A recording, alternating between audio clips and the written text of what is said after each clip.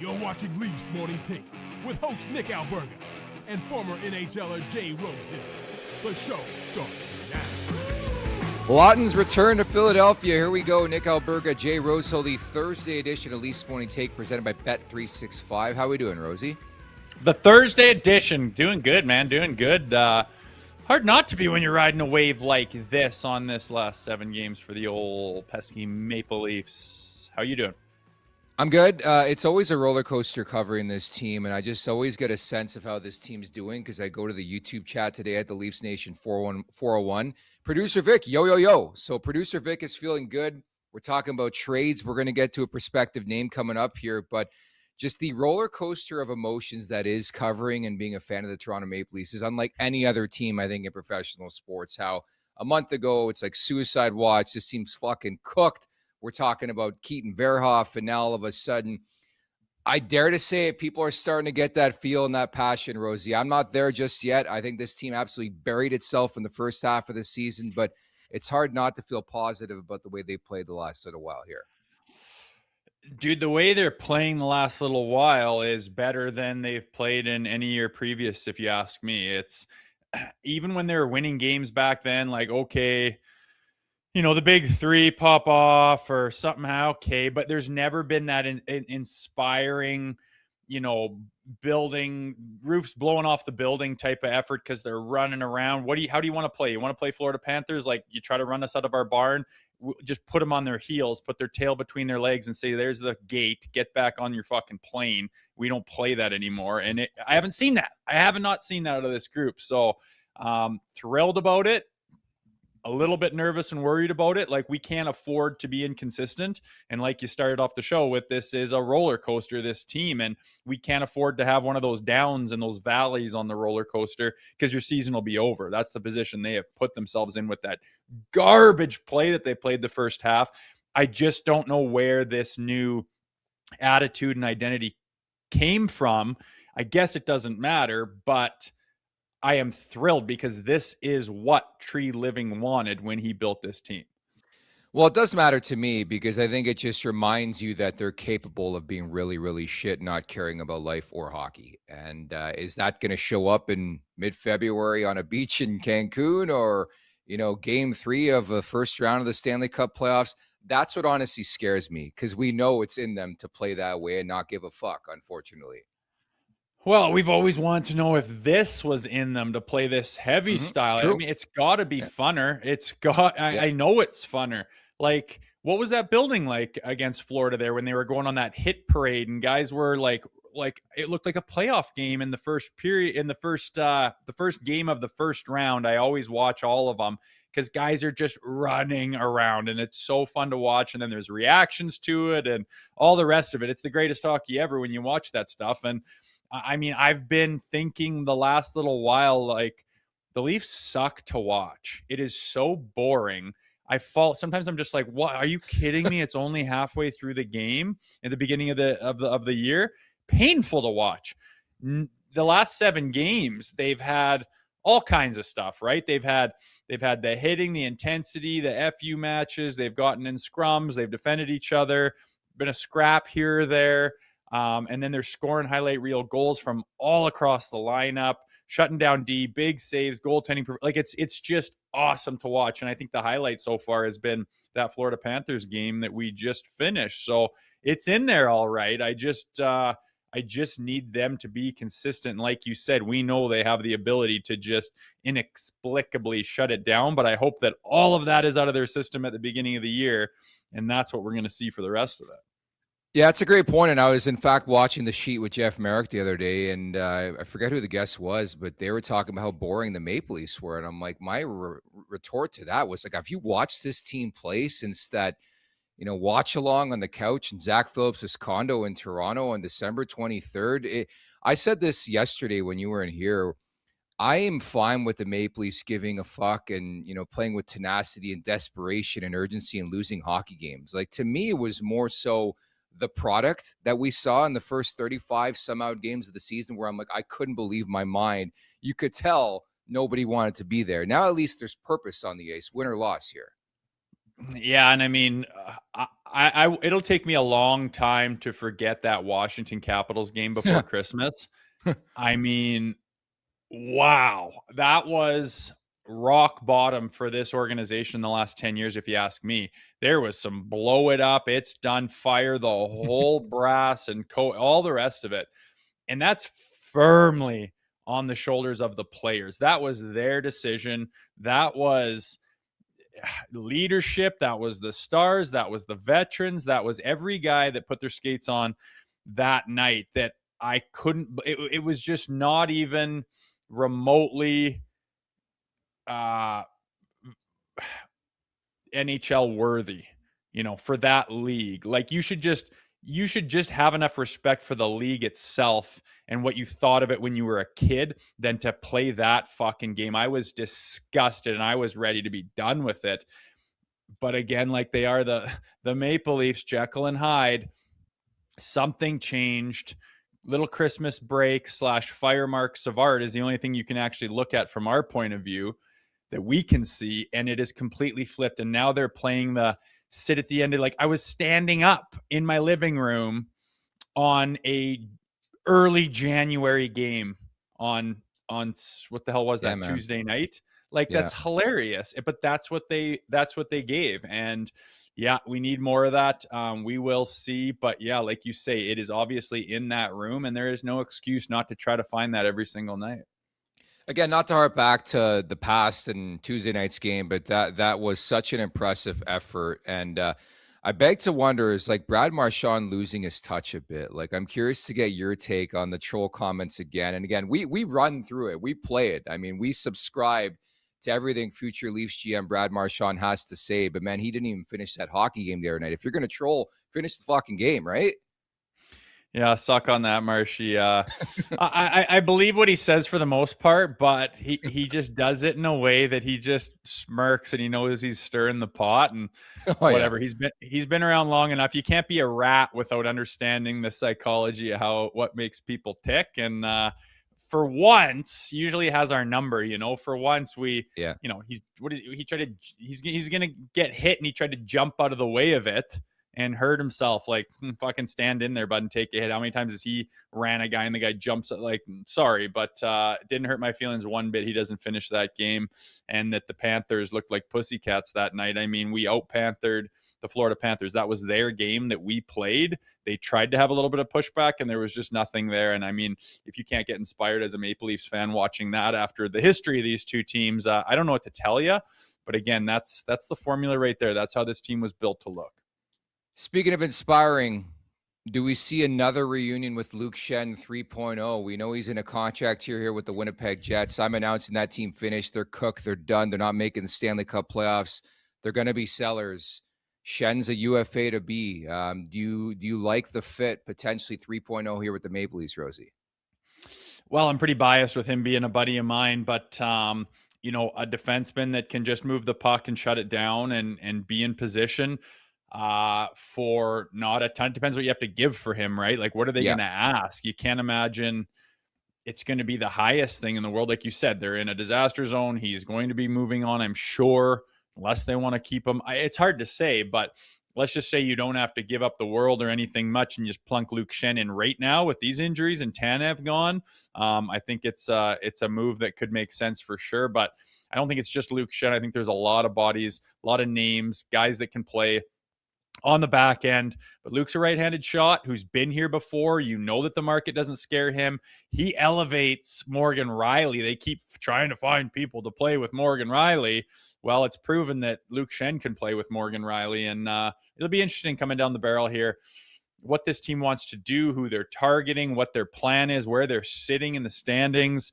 I think it's actually a fairly exciting time to be barreling towards the trade deadline, as in years past, it's kind of ho-hum. Regular season doesn't matter. This is the complete opposite of this. They are in a dogfight, and, each night they play, the next day it's kind of like, where are we? Where are we sitting? And it's the difference between like, let's go for it and let's tear it down, which I don't think is really fair. The margins aren't that thin between game to game, but it really feels like that. You look at the standings and, we've sat in the bottom of the East so far this year, And I think we could just as easily, crawl up with a little bit of luck with the rest of the division and crawl up and be firmly in a playoff spot in a matter of weeks here. So it's you're going to be watching full time and seeing how this thing shakes out. And it's not boring. I know that much.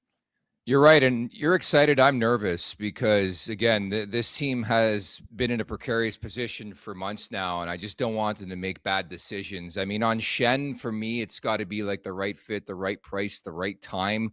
It's something I'm not doing right now. I can't add to this roster right now. They're outside looking in. There's a lot of teams ahead of them in the standings. It's great they're winning games. They're playing some really, really tough teams coming up, and they're missing Nylander. Like, it's just not a good time for me to add. Having said that, you're so right on Schenn. He knows the market. He's been here before. He's been a good fit.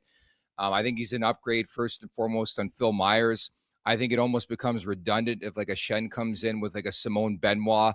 Like, ideally, if you add a Schenn, I want one more top four defenseman. I mean, you're really grasping for things considering the lack of assets they have moving forward, towards the trade deadline, if you're looking to add. But I think from a character standpoint, from a leadership standpoint, an experience standpoint, why wouldn't you want to go out there and get a Luke Schenn? The cap hit 2.75, not really known for points, 5 points in 28 games, but he's such a steadying force. And imagine that rock on the blue line. Even in a perfect world, I don't know if you agree, he's probably my number 7, but we have no clue if Chris Tanev's going to come back at all this year, right?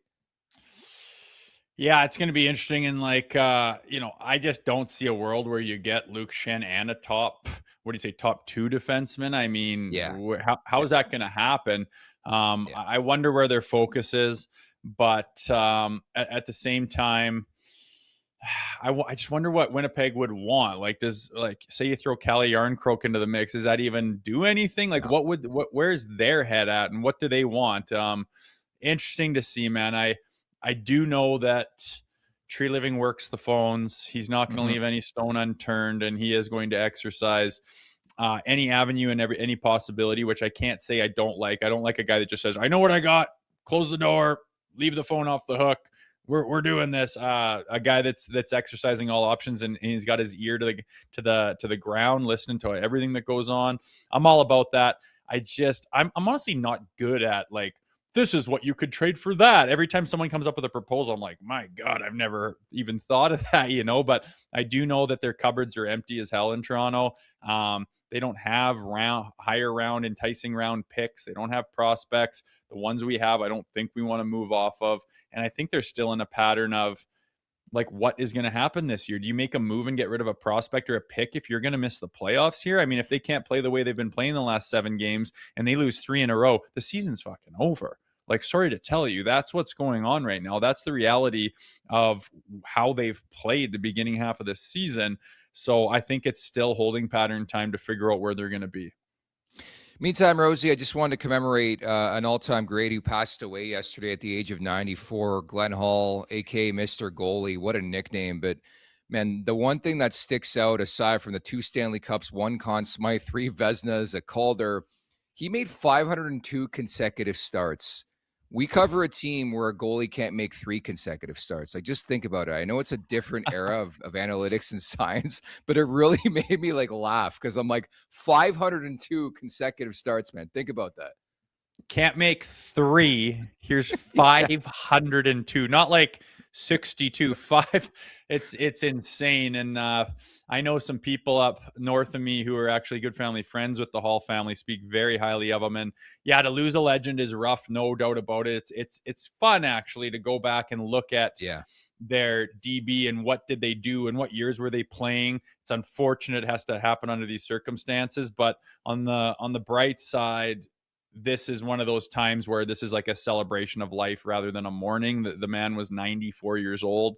I do not think that I will make it to that, to be honest, and I would be happy to be. And congrats to him and his life and his career. And like I said, I know people who know them personally, and nothing but good things to say. So.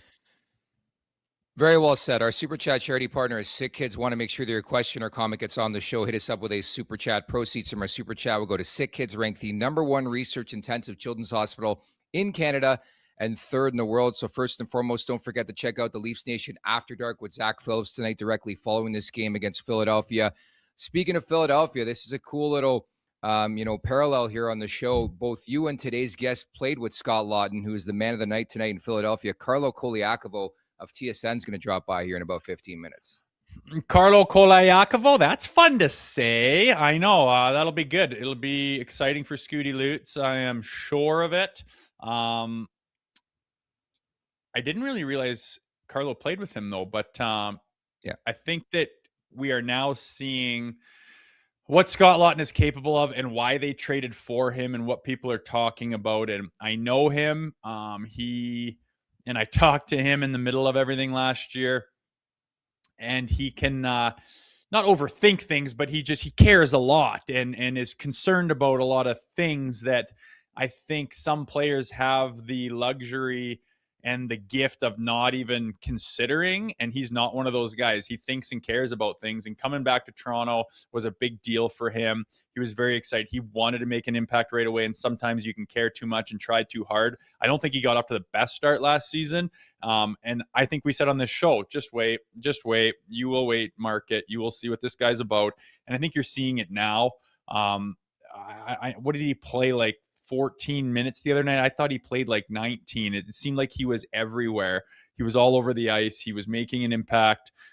He doesn't get enough credit for like his defensive style and like the penalty kill that he's on. Our penalty kill is top 3 in the league, I think, which is incredible. And I can't tell you how much that means. As much as scoring on the power play, it gets the fireworks and the crowd, all the bullshit, like, great. It's just as important to kill off one of their power plays and keep it out of your net. They do that all the time, and you just don't get the flowers the way you do on the peeper. And I think that's large part due to Scotty Lots getting there and playing it shut down. So I'm sure he's excited tonight. It'll be fun to talk to Carlo about him. Yeah, I went back to when he came back from his latest injury on November 20th, and the Maple Leafs PK 91.5%, first in the NHL. The closest team to them is like 84%. They have been lights out. Derek Lalonde's done a great job. So Carlo Colaiacovo is coming up at the Leafs Nation 401 on YouTube. Hit that like button, hit that subscribe button. Leafs Morning Take, wherever you find your podcast. Make sure to leave us a 5-star review, and don't forget to visit theleafsnation.com. This segment is brought to you by Table Fare and Social, your go-to pregame and postgame spot located, right across the street from the arena and just steps from Union Station and the Metrolinx bus terminal. Table Fare and Social has you covered with a wide selection of food, cold drinks, and great vibes. Whether you're rolling in with the crew, grabbing a bite with the family, or meeting up for after-work drinks, Table Fare and Social has a table ready for you. Grab a pregame burger at Table Fare and Social right across from the arena. I know you don't subscribe to recent outings, but the Maple Leafs seem to have Philadelphia's hand the last little while. They won 4 in a row, 9 of 10. If you recall, way back when on November 1st, Leafs rolled into Philadelphia with a 5-2 win. Ooh, back in the shite days of November. Good. But I also think that Philly is playing a different brand of hockey right now. They have caught fire. Zegras is buzzing, leading that team, which hats off to him. I didn't see it. I didn't know if he would have this in him. Under Tocchet and in Philly and the way he is, but he's taken the reins and ran with it. He's hot. He's feeling good. I imagine he'll be looking to make his mark and continue what he's doing. So absolutely can't take them lightly. I know I get on things about like, 3 years ago they won, and I'm like, that has nothing to do with it. But these patterns are, worth looking at for sure. And sometimes you just have a team's number or you have the opposite. And it's good that they have some recent history with the Flyers that's on the good side of things. So I hope they continue that again. They can't take them light. I just want to see them adopt this style of play that they've been playing since Christmas. And just like lead with that every night, win or lose, lead with that intensity and that compete level and that everyone together and a little bit of feistiness. It goes a long way. And I think you felt that the other day. And I hope that they felt it too against the Panthers, and we can keep that going here in Philly. I was laughing the other night. Trevor Zegras scores a revenge goal as a monster game against Anaheim, does the celebration, comparing it to the phone call after he found out he was traded from Anaheim to Philadelphia, how quick it was. Then the post-game interview, some personality. We love that here at Leafs Morning Take. In support of Sick Kids, this super chat comes in from MRush89. Go get Schenn from the Jets. Retire a Leaf, gives Mo a solid partner, and at least he will shed his shit next time Lots gets hit like that. Curious to get your thought on that. So Laughton gets hit from Eetu Luostarinen, and I just not sure a lot of people saw it. The ref certainly saw it, didn't call fuck all, but What did you think of the response, or maybe lack thereof, to the hit from behind the other night? I think there was a response. They were running around whacking guys. Like, Lots can take care of himself. He was laying the lumber to these guys. They were in their ear. They wouldn't get off the ice at intermission because they're beaking off over to the I love the that. other bench. I don't think this is one of those Toronto Maple Leafs didn't have a response. I don't really subscribe to that. The guy's hand wasn't even up, so there's no penalty. You go flying in there and bear hug him and do whatever. You'll be down for 2 minutes at least. They'll probably score on it, and they'll be undisciplined idiots. They don't know how to play the game. You can get them later, and it was fine. The way they played that game start to finish was totally fine with me. I didn't like the hit. It was a bullshit hit. I mean, this day and age, the chicken shit calls that they call, and you don't call that, like, let's get serious. I'm all for playing and running, and it pisses me off when a guy turns his back last minute. You can't stop on a dime, and you know, instead of taking the hit, the guy turns his back. I think that's complete chicken shit. That's not what happened. Scotty had his back turned to that guy. All he saw was numbers, and he's 3 feet off the boards, which is the most dangerous part. He buries himself head first into the boards, blows his nose up on the dasher, blood dripping off the end of it. What more do you need, man? I thought it was a joke.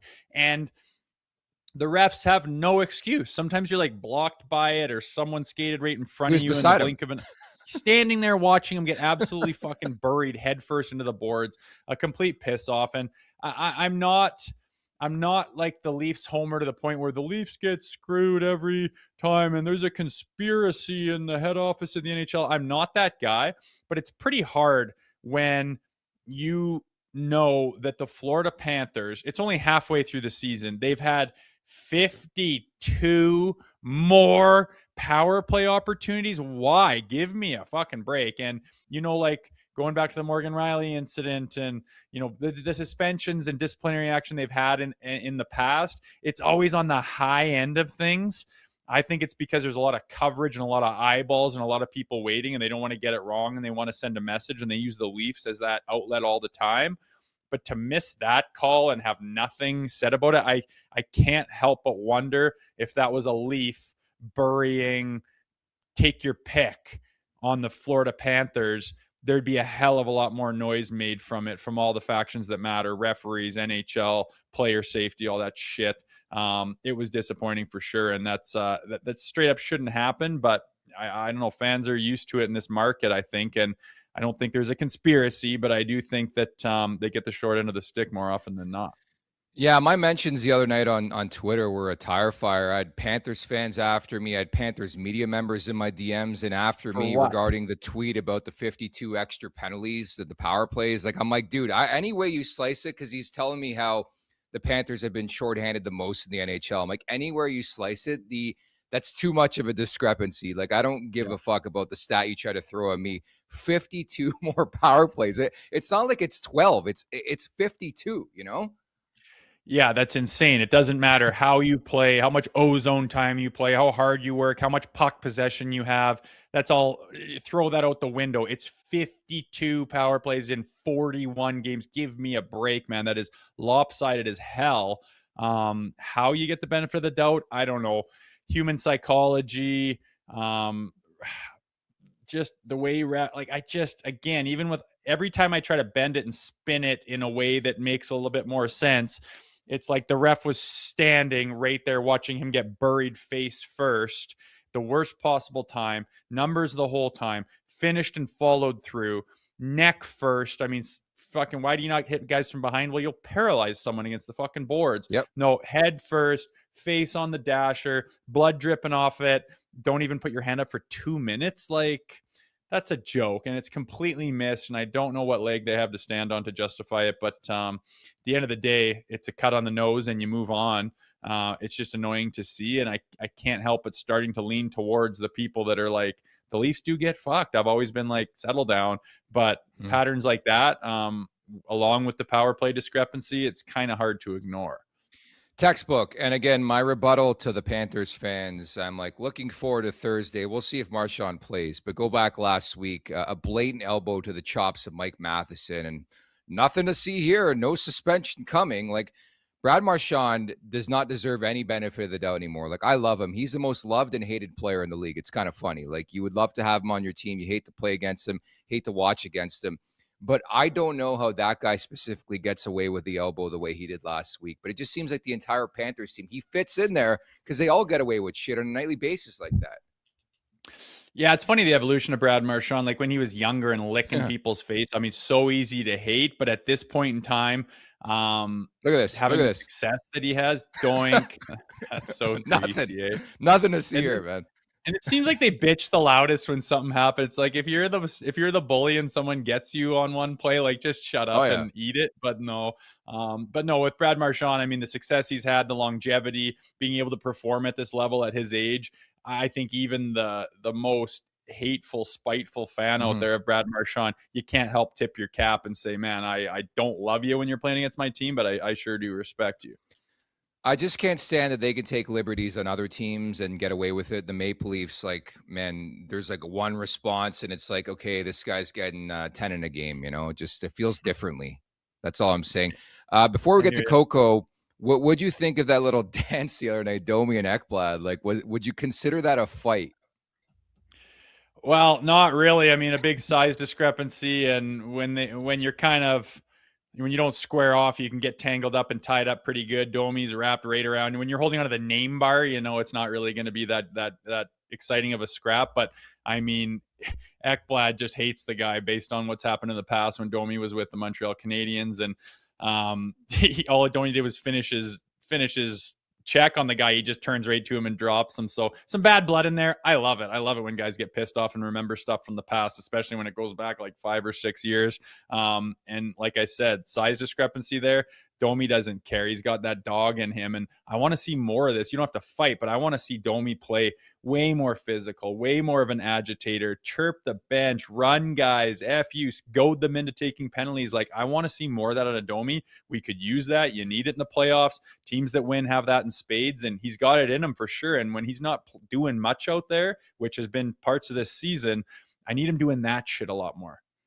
Been very solid the last little while. McMahon, Domi, and Auston Matthews in the top line has been gelling. So is the rest of the forwards right now. At the Leafs Nation 401, hit that like button, hit that subscribe button as we bring in today's guest, former Flyer, among other squads, former Maple Leaf with TSN. It is Carlo Colaiacovo. Coco, how are you, buddy? Double salute for you guys. What's happening? Yeah, buddy. Never seen the double barrel before. Yeah, that's well, it's funny. I'm staring at Nick's screen and I see Rosie in the background with like the crazy hair, and then I'm staring at you in this screen, and man, your flow today is unreal. Oh, me? Yeah. Oh shit. I don't know, Nick. Because my flow is terrible. Right. Nick's bust the pictures out back there. I don't know where he finds them. There's some baby face headshots from the Springfield Falcons he's got hiding somewhere. Oh, jeez. Everywhere. Coco, thank you so much for doing this. Obviously, it's Scott Laughton Day in these parts. You played with lots. What do you expect tonight? Oh, he's going to be fired up. I actually exchanged a text message with him this morning. I was like, how much money are you putting up on the board tonight? And he's like, I took the team out for dinner. And I know he's being sarcastic about that because he doesn't want to reveal how much money he's actually be put on the board. But look, I think there's going to be a lot of attention. This guy spent all of his career there, and coming to Toronto last year and this year, there's going to be, a lot of butterflies, a lot of mixed emotions. Re-engaging with some of the people at the rink there will be a little bit bittersweet going into the visiting dressing room. But you got to bet that he's going to be fired up. And I think the boys should be fired up too with him because of how spirited he's played with this Leafs team as of late. For sure. And I've talked a lot since he, in recent time too. And I don't think it went the way he wanted to getting to Toronto last year. Yeah. Since then, I think the market has really seen what he brings to the table and he's turned it around. What is Scott Laughton doing in your eyes when he's at his best? Well, I heard you guys talk about what you want to see out of Max Domi. I think when Laughton is at his best, he's agitating, right? He's making it hard for other players that play against him to play in the game. He's skating, he's creating, he's forechecking, and he's just being very smart on the ice. And you saw the other night when he got hit from behind, him skating by the bench with, grinding his teeth and trying to look like Darcy Tucker with the eyes crossed and stuff like that. But that's what I remember the guy from playing with him. He was an energy guy. He always enjoyed getting into little scuffles and chirping guys and stuff like that. And you're right, Rosie. It took him a little bit to get comfortable here last year. And, even when he started to get comfortable, the season ended, right, in the playoffs. And this year, he had such a great preseason. He was building off of so much great momentum. And then last game of the preseason, he breaks his foot. And it's been taking a little bit to get going again. I think he's been a breath of fresh air coming into this group as of late, bringing the energy, the experience, and even just the trusted play when he's on the ice, because you can always expect him to make the right play and be in the right spot. And I think, having a guy like Lorentz right now that he's building some chemistry with, a lot of attention gets brought to the top six in this Maple Leafs group, but it's the play of some of the bottom six guys that have really elevated this team, and especially with Robertson and now with Waugh and Cowan, you're starting to see. I mean, I think you guys can agree. The last two Tuesday night games have been some of the best hockey this team has played all year, and that's encouraging to see where they are right now. 1,000%. And I would say Laughton, the ultimate glue guy. You guys can both speak to it. You both played with him in the NHL. So I'll go even further. Are you ready to re-sign Scott Laughton in Toronto? I mean, I am. Look, you're going to need NHL players in Toronto, and you're going to need guys to fill out your roster. I mean, if he's making 1.5 right now at the Leafs because Philly's eating up the other half, but I mean, that's the cost of what those type of players are going to be. Would you rather go spend that on somebody you don't really know much about, or would you spend that on somebody that you know a lot about and cares about playing here because he's from here? That's the way I would look at it. And I actually think, he's a guy that can probably give a little more if given a little more ice time and a little bit more opportunity. But he's a great penalty killer. He's a great leader. The guys talk about him being a glue guy in the room with the energy that he brings both on and off the ice. I think, you focus a lot on star players, but it's the role guys on the team that usually, mean a lot more when it comes to players you're targeting in the offseason as free agents. And if he's one of them, I would absolutely look at keeping him here as long as they possibly can. Yeah, they're hard to find. Sorry, the other thing too is, sorry to cut you off, Rosie, is, you look at the way he's been with the young players, right? A guy like Easton Cowan coming in, training camp and finding a nice fit alongside him and Lorentz. I think, he's a guy that young players feel very comfortable around too. And that's something that we're probably going to see injected a lot more of here over the coming years as young players.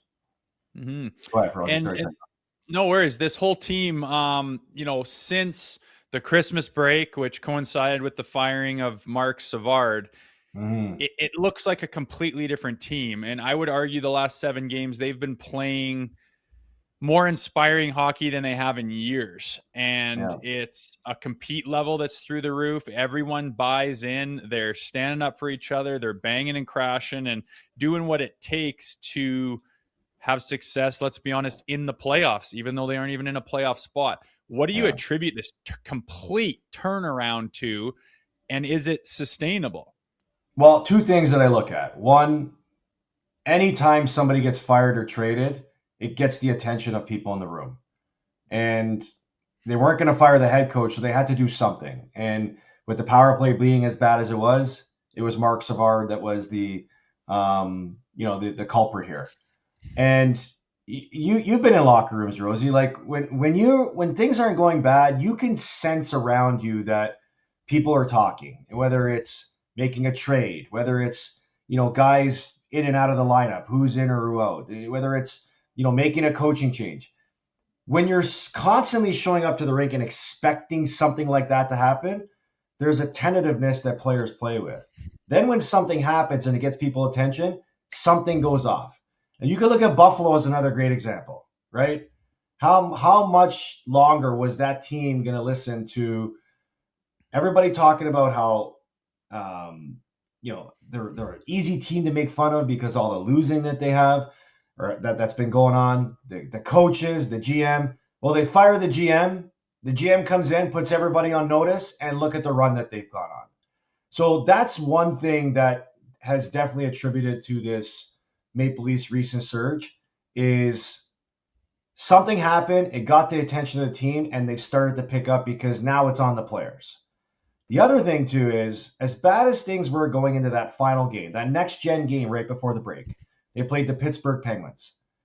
And I said going into that game, I'm like, man, this is a must-win game because you're going into a 3-day break, and you just fired one of your coaches. If you go into that break feeling good about yourself, which they absolutely did because they had a great win against Pittsburgh, now you're enjoying those 3 days. You're coming out of it. You're excited to be back at the rink. You're energized, and you want to start winning hockey games again.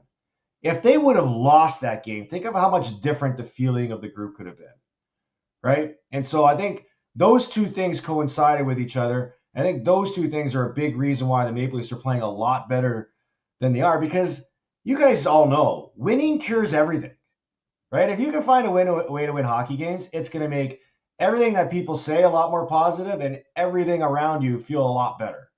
And so, and you look at the Pittsburgh Penguins. The Pittsburgh Penguins have been the remedy for the Toronto Maple Leafs. Like early on in the year, up 3-0 going into the third, or down 3-0 going into the third, 4 goals, they win that game. They rack off a couple games. When things were going bad going into Pittsburgh, they put up a touchdown. They win 7-2 in that game, and they went on a 5-game winning streak.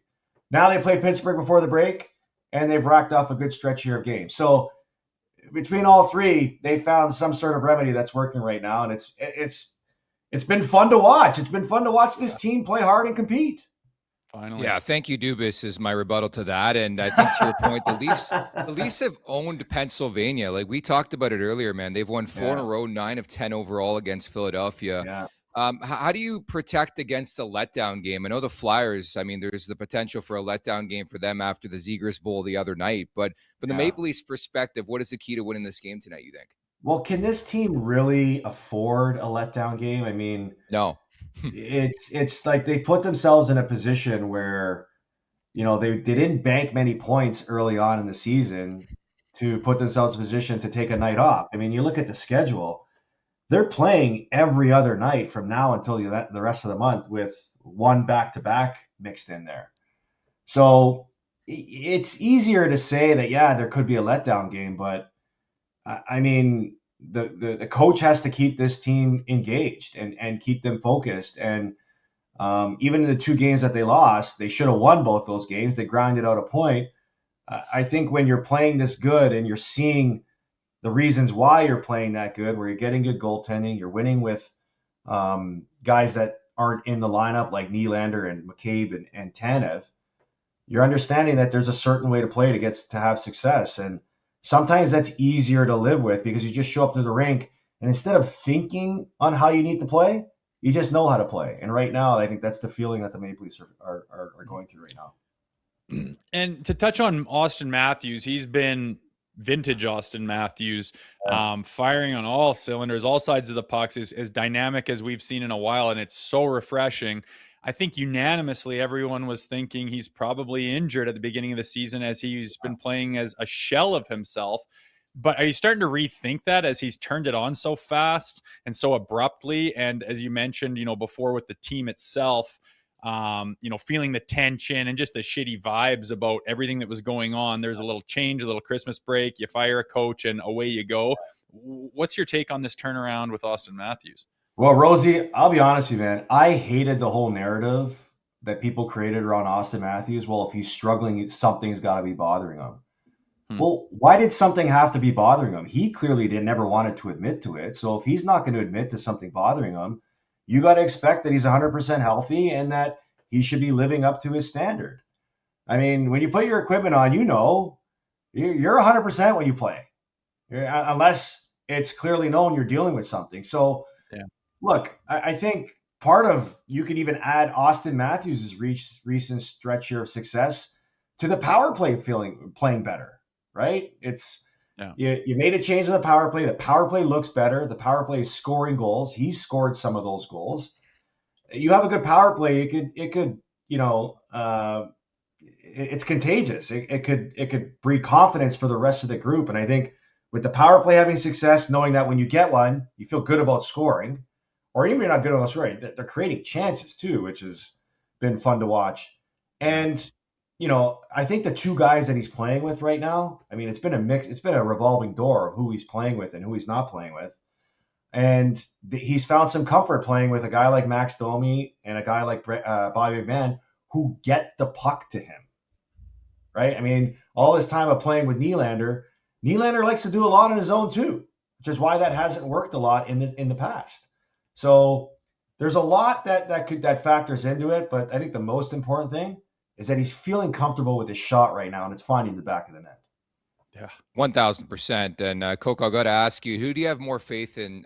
Italy to punch their ticket to the World Cup in a couple months, or the Leafs to make the Stanley Cup playoffs? Ah, man, that's a good question, Nikki. It's funny when the World Cup draw came out, everyone's like excited because the group of Italy that's in to qualify could potentially come to Toronto, and I had to remind people like they still have to qualify. This is setting up for even more heartbreak for Italians because they have a great path. They're gonna have a chance to come into Toronto, but they'll find a way to lose, sort of like how we felt about this Maple Leafs in playoffs of years past. I'm going to go with the Leafs to make the playoffs. I just think that, you look at the teams right now that, they're in a cluster with. And sorry, I'm just trying to pull up the standings here. And, with their recent stretch of success, they've been able to leap some teams to get themselves closer to that finish line. Pittsburgh Penguins right now hold the final wild card spot, and they're on a 5-game winning streak. The Leafs are 2 points behind them, and only Florida and Buffalo are in between them. So if you look at that, you got to trust that the Maple Leafs would be the team outside of Florida, because they're going to get Barkov and Tkachuk back at some point. But maybe Washington falls out, or maybe the Islanders fall out, whoever it is. You just got to trust that with what you're seeing with the way the Leafs are playing right now, they're a more proven team. Even though I want to see Buffalo get into the playoffs, there's still that seed of doubt. Are they for real or are they not for real? And I think with Toronto, look, they've got great goaltending. Wall's been really good. Even when Heldeby's played, he's really good. Who knows when Stolarz is coming back? They're good enough to compete offensively, both 5-on-5 and now with their power play going. With the injuries on defense right now, that's where I get a little bit concerned with this group. We've got to remember, McCabe and Tanev were their shutdown top pairing last year. Tanev's probably not going to play again this year. McCabe's dealing with something, and he's been bruised and battered all year. If they can find a way to keep this patchwork defense steady and just doing the simple things, I trust that the Leafs can find a way to ring off a good stretch of games here, get themselves back into the mix, maybe make a couple of minor additions to improve the depth of this team and find a way to get into the playoffs. More than I trust Italy to win 2 games to still get into the World Cup. All right. I'll consider the passion back. Thank you so much for your time today. Enjoy the game tonight, okay?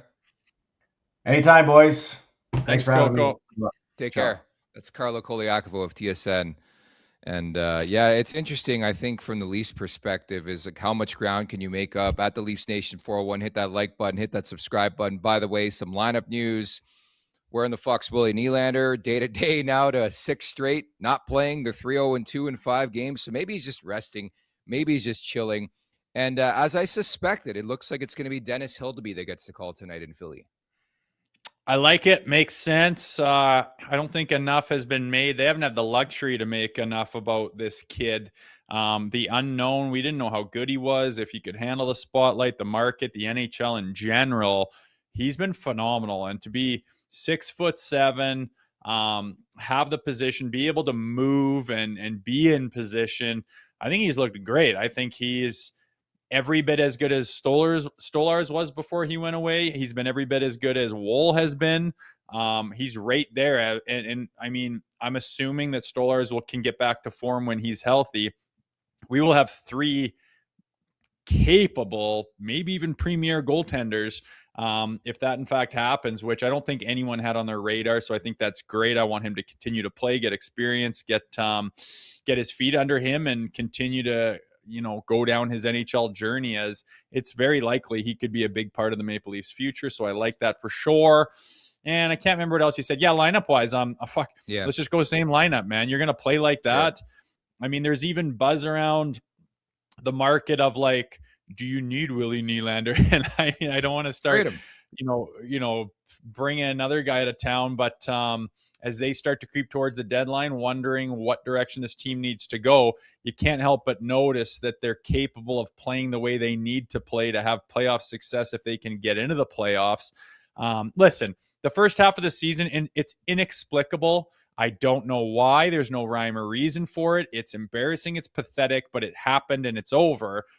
Now the only thing that matters is what is this team going forward? If they found something, if there was some kind of eureka moment when they started that first game after Christmas where they started to play the way that Berube's been begging them to play all season long, and if this is who they are now, you got to wonder, what does this roster look like? What are you going to do at the trade deadline? And we have yet to really see Willie Nylander be a part of it, to be honest with you. Mm-hmm. Phenomenal player, all the rest of it. But can they continue this type of performance where they, play playoff style of hockey and they have swagger and they have physicality and their compete levels through the roof and they're completely connected and everyone's, linked arms doing the same thing, which we have yet to see from this team until recently.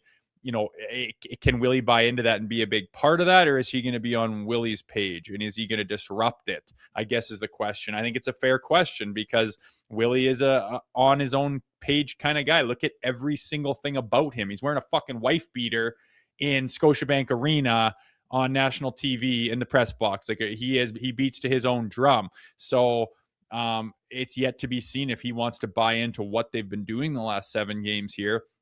Not taking anything away from him, not saying I want to deal him or anything like that, but it's going to disrupt to a degree whatever it is they've got going on right now. And I'm curious to see if it disrupts it on the positive side or if it takes away from it. And again, yet to be seen, as we don't know when the hell he's going to play next. Yeah, again, day to day, it's now been 6 games without Willie Nylander in the lineup. So make of that what you will. The other thing I would add, too, is this team's been really bad on the road this season. Winless in 5 in a row, 3-2. The road record 5-10-2. By my math, that's 17 games away from Scotiabank Arena. They've played 25, I believe, at Scotiabank Arena. So it tells me a lot of road games coming up. Is that good or bad? Does it really matter to you? That they're on the road or that they have a shitty road record? Yeah, it that they matters. have a lot of road games. Yeah, you want to be balanced. You want to be capable and confident at winning when you're both at home and on the road. I remember a few years ago, they were dog shit at home for some reason, right? And sometimes it just, I don't know, sometimes, you roll a dice, you might roll a 6 3 times in a row. Is that likely? No. But does it happen? Yes. Maybe it means nothing. I don't know. But I would like to see those numbers start to come together and there be a nice blend of capable winning percentages on the road as well as at home.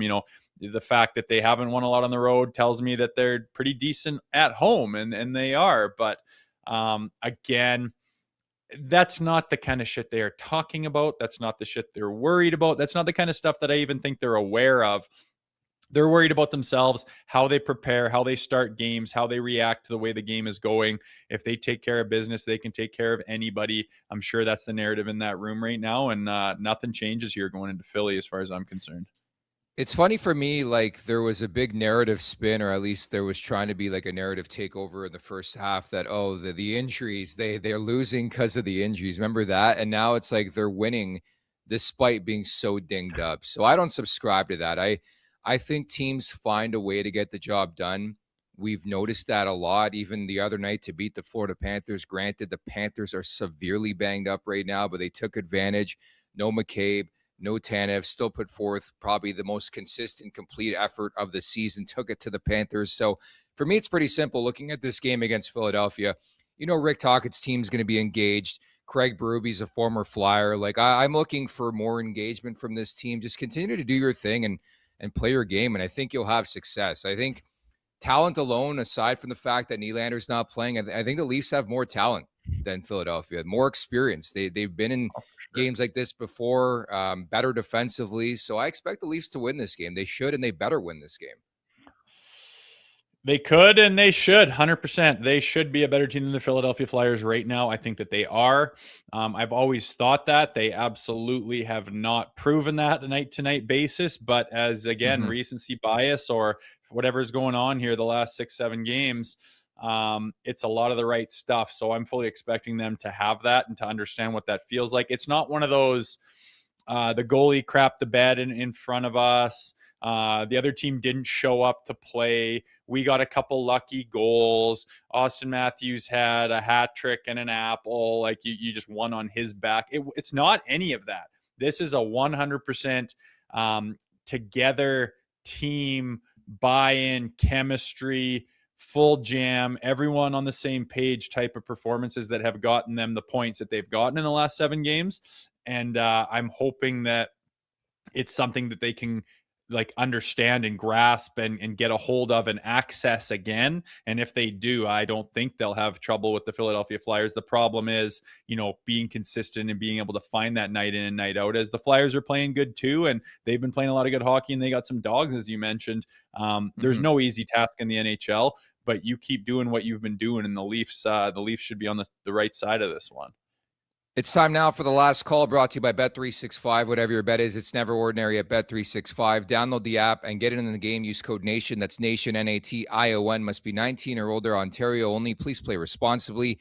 If you're someone you know has a gambling problem, visit connexontario.ca. I got to play the Scott Laughton anytime goal tonight. The return to Philadelphia. You know he's going to be jazzed. You know he's going to be jacked. I just hope he plays the way he's been playing and not try to do too much with family and friends in that building. And I'm just going to play the Leafs in regulation. I know we don't like to look at past numbers, but they've given it to Philadelphia, and I expect no different tonight. Yeah, you stole it from me. Leafs in regulation. I absolutely love that. Leafs in regulation. Sometimes I go to like the -1.5 thing, and just hope for like an empty netter when you're winning. But in regulation is what I like as well. And I also got a Nick Waugh goal here. I think okay. Opportunity for him. That's big plus money. I love that stuff. So I think Nick Waugh could get on the board here. And again, I think it's going to be someone that the way they're playing, it's everybody, and it could be anyone that leaps off the page. Could easily be a Nick Waugh. It could be a Robertson. It could be a McMahon. And I fully expect Matthews and Nyes to continue doing what they've been doing. But love how well-rounded this team looks right now. But I'm just plucking Nick Waugh off the top of my head here to get a goal, as there's good value there.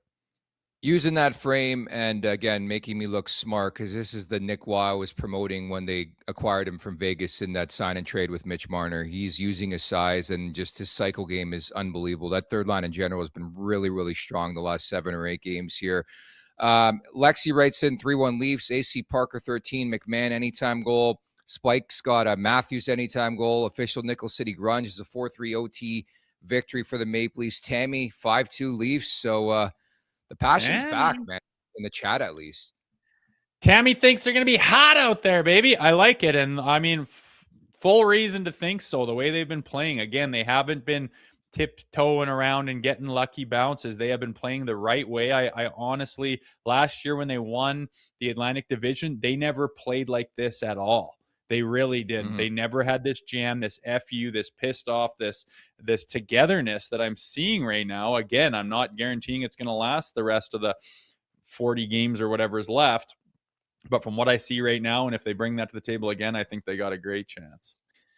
Love it. And Bradster has to write in, I go Grabenkin anytime goal. Yeah, that's probably a formality too, as Dennis Hill to be set to get the start in this game. So, Rosie, we'll leave it at that. Thank you to Carlo Colaiacovo for dropping by, I should say. Coming up tomorrow, AEW star Adam Copeland. We're reconvening with our guy Edge tomorrow.